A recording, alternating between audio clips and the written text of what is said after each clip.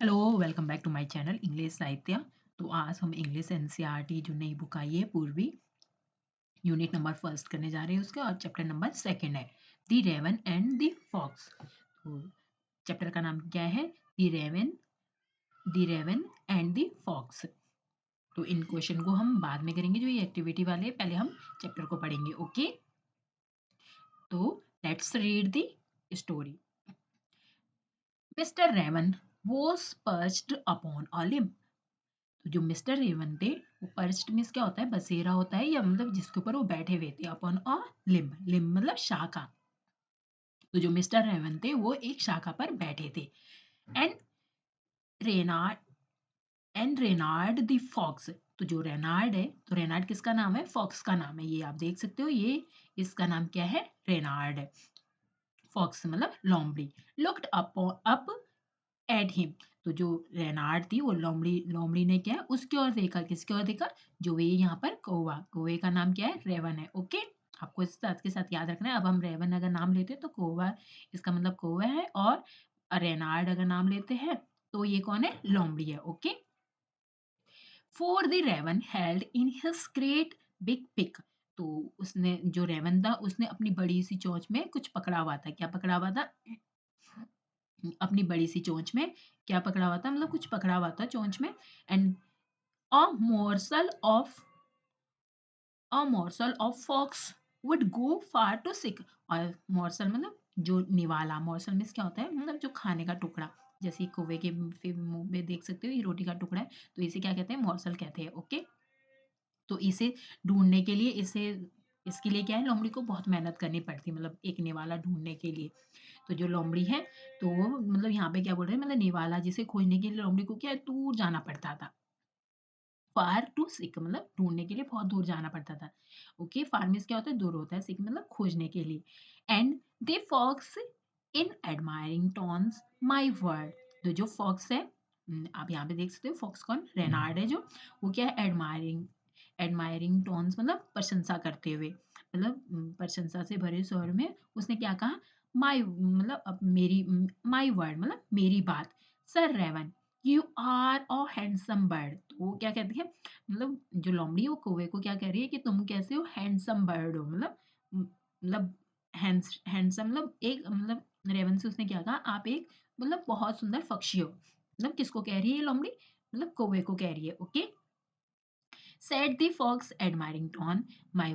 तो इस बिल्कुल उसकी प्रशंसा करते हुए वो कहती है, सच फीदर। तो क्या कहती है? मतलब ऐसे पंख है, मतलब तुम्हारे, मतलब सुंदर से तुम्हारे पंख है।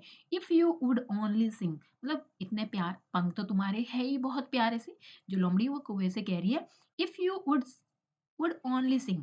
लेकिन अगर तुम मतलब क्या है साथ में गाते भी, मतलब अगर आप क्या है मधुर सी आवाज में गा के भी सुना देते।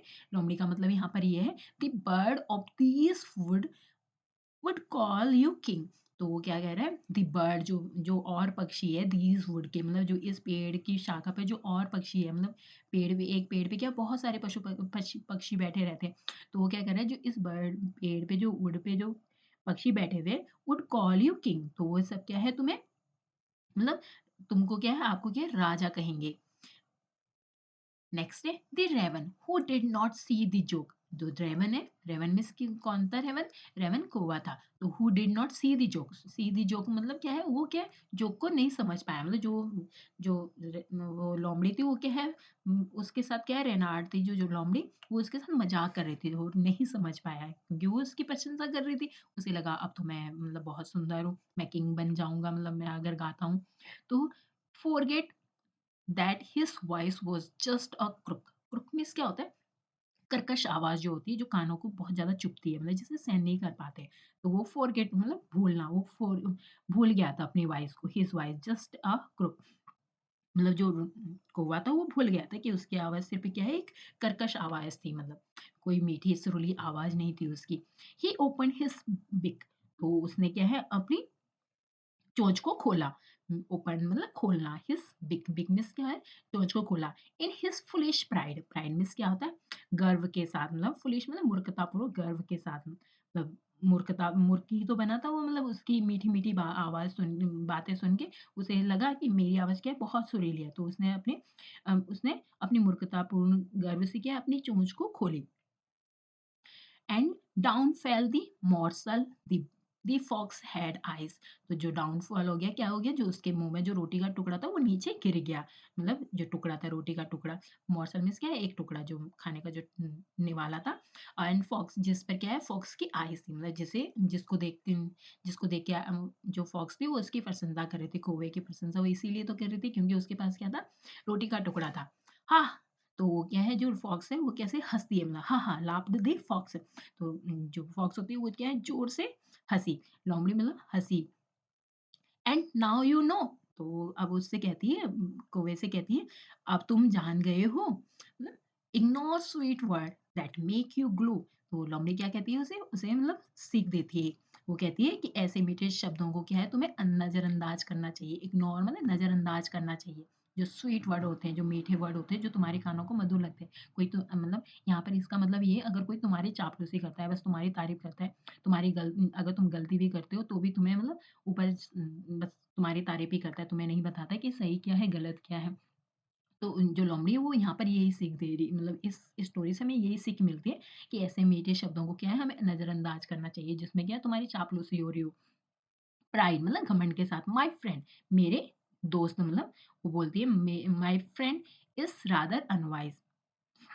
वो क्या करें मतलब अभिमान, प्राइड मीन्स क्या होता है, अभिमान होता है। प्राइड मीन्स क्या होता है बच्चों, अभिमान होता है। मेरे दोस्त मतलब वो कहती है अभिमान के साथ कहती है मेरे दोस्त अधिक मूर्खतापूर्ण, मतलब अनवाइज मतलब जिसके अंदर बुद्धि ना हो। अनवाइज मतलब वाइज मीन्स क्या होता है बुद्धिमान, अनवाइज मतलब जिस जो मूर्खतापूर्ण हो।